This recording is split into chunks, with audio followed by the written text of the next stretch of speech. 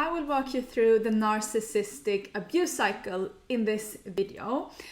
I believe that understanding the narcissistic abuse cycle is key to your recovery and healing, whether you're in a toxic relationship and you're trying to understand what is going on, or if you are healing from a toxic relationship.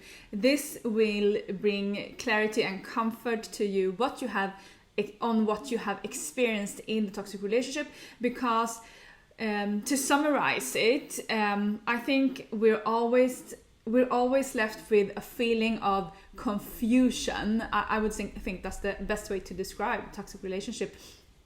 We're always confused about what we did wrong, and nothing makes sense, literally.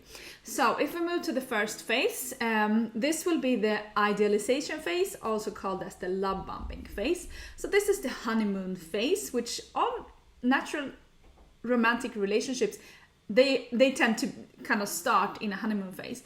But in a toxic relationship, this phase will be more intense, and the narcissistic partner will basically keep in touch with you 24/7, and they will make you feel like you are their soulmate. You will be put on a pedestal, and you will be wondering like, wow, where has this person been all my life?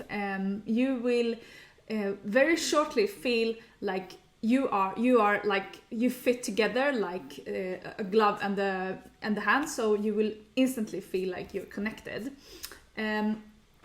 This phase, all good, everything good. Then something happens. So we're moving on to the devaluation phase. And what happens in the devaluation phase is that you will disappoint your partner for something. This is inevitable because the narcissist will apply their unhealthy filters of the worldview onto your relationship. So it's inevitable that you will disappoint your narcissistic partner. They will be disappointed for any minor thing which kind of you can't really grasp it in your head. It can be something like, for some reason you have other plans, they're not your center of attention for this specific day, and this agitates them, and they are starting to act out. So you will be called ungrateful. They will feel like you're ungrateful for everything they have done for you, you will be confused because you will not understand, because the things that agitate a narcissistic person will normally just be in a healthy relationship. It will be things that are considered as normal things, like you going out for drinks or dinner with friends, maybe not making your partner the center of your world all the time, because that's not healthy. So it will be these small things that doesn't make sense. They will act out and will blame things on you, and you are ungrateful.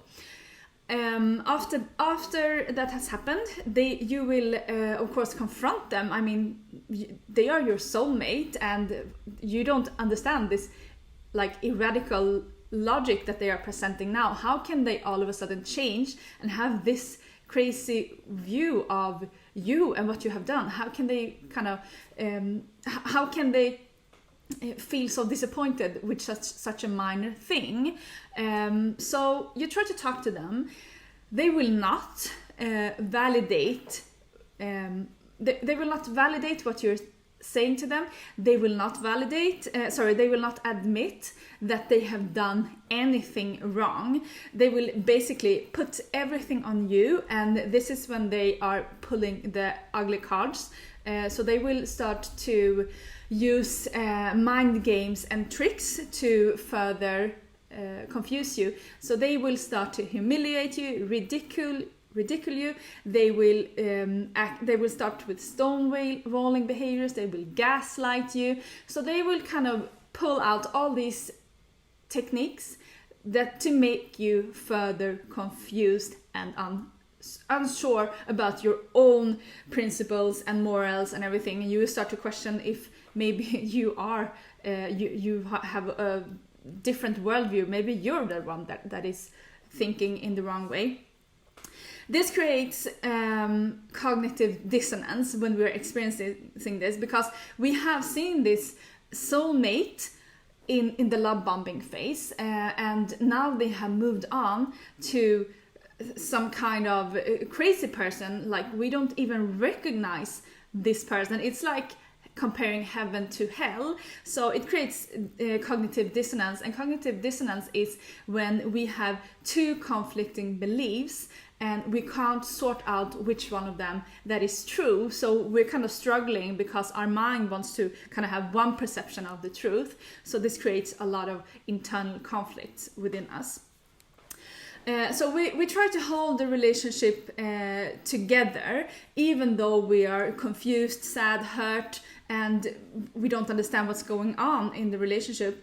And we believe that if we can just make our partner understand that they are hurting us, they will probably stop. So that's the reason why we stay in the relationship, because we truly believe that this person will understand us and they will just stop when we tell them, and when we finally can convince them that they are actually doing something wrong and you are a victim here. That will of course not happen. So what will happen is that we will move further into the next phase, which is the discard phase. This is when your partner will start to discard you, and that will happen after you will most likely have several attempts to talk to your partner, because you are convinced that you will be able to convince your partner that he is wrong. You have done nothing wrong. He is wrong and he's hurting you. And if you can only realize that, he can only realize that, it will all change and you will all go back to your normal relationship. That is not the case. That is not what's happening in a toxic relationship. The next step is that they will abandon us. They will go silent, and they will treat us as we didn't exist.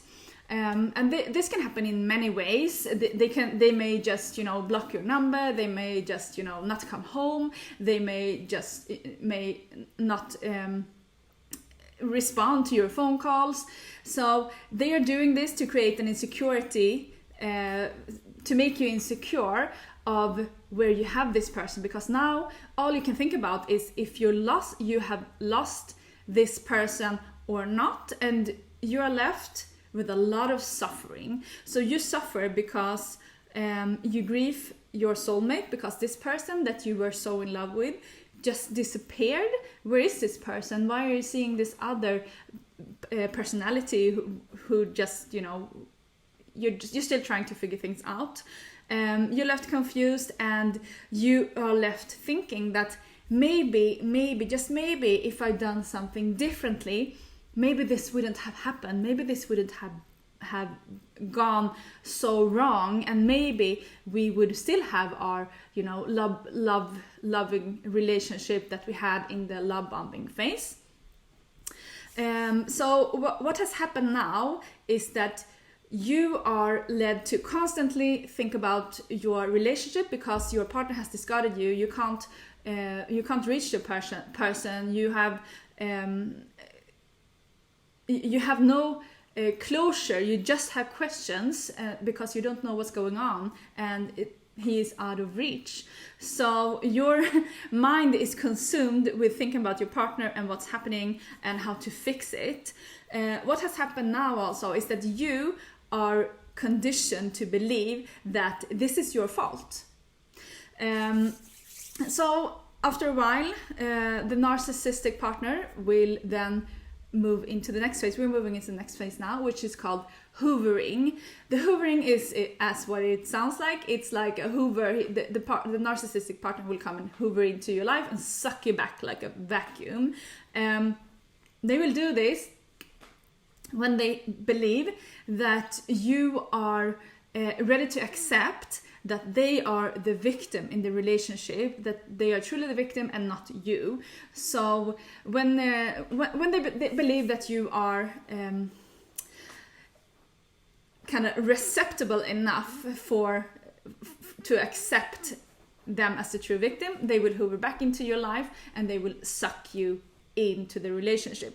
So the next phase is actually restoring of the relationship, because we normally get back to the relationship, and we get back and we are changed because now we are conditioned to accept abusive treatment. We have accepted this abuse, and we have accepted to believe that it may be our fault as well, because otherwise everything that we went through wouldn't have happened in the abuse cycle. So now we are conditioned to accept abusive treatment, and we are also scared that if we speak up, we might trigger this cycle again. So we're constantly left with a feeling of walking on eggshells because we don't know what will agitate the abuser or the narcissistic partner, because they have an unhealthy filter of the world, and we have no control over their mind and their thoughts. So this cycle will repeat itself over and over again, and you will realize that it doesn't matter what you've done. Nothing you could have done would have had any other outcome, because it's not you, it's the narcissistic partner that has a weird worldview. They are unhealthy, and they are putting that filter into your relationship, and they have the power in your relationship because they control the abusive cycle. So how do we end this cycle? It's not that easy, because it's truly an addiction. I'm going through this. Reading through everything like it's just, a theory. I've been there. I've been through the abuse myself. I've been in abusive, toxic relationships for 15 years. But so I'm telling this as like, I'm just telling the theory how it is. I know how hard it is. It's addictive. You stay in the cycle. But it's important to understand that nothing you do will change the outcome. You will not have the partner in the idealization phase, because that version of your partner does not really exist. It's a mirrored version of how they see themselves, but that is a fake version. They don't exist. So we try and stay in a relationship with a person that truly doesn't exist, and that makes it really, really difficult. So back to, when is it time to leave? You can leave in the devaluation phase. That depends on if you are strong enough, of course, to just set boundaries and just say, like, look, I'm not gonna accept this. So that would be like, if you don't have codependency issues, if you have healed it, then it's when you would most likely notice that something is wrong. You would stand up for yourself and you would say, I will not accept this, I'm leaving, goodbye. So that's when you can end the abusive cycle. But normally we are in the codependency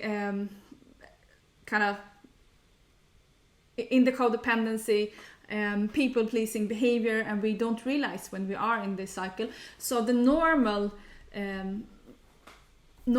the normal situation is that the narcissist will leave the relationship, and that happens in the discard phase. But they usually come back hoovering, and they will suck you in. So if you really want to get out of your relationship, that's the phase when you get out. It's when the narcissist have discarded you, then you go no contact, and that's like, it's forever. If you have children together, it's not possible to go no contact, but you need to engage as little as possible with the narcissist. But when the narcissist discard you, then it's just no contact forever. This is your time to leave. They will most likely come back hoover, try to suck you into your life, and you might be there mentally and you might not, but I'm just telling you when it's possible to leave. And if you're with a true narcissist, no contact is the only way to get out of this cycle. Because we do tend to believe this first version of the person when they come back hoovering, and they are very manipulative, they are very charming. It's difficult to not engage in their mind games, and that's why no contact is the only way forward. I hope this clarified around the narcissistic abuse cycle. Please drop me a comment if you have any questions, or reach out if you have any questions as well. Bye bye.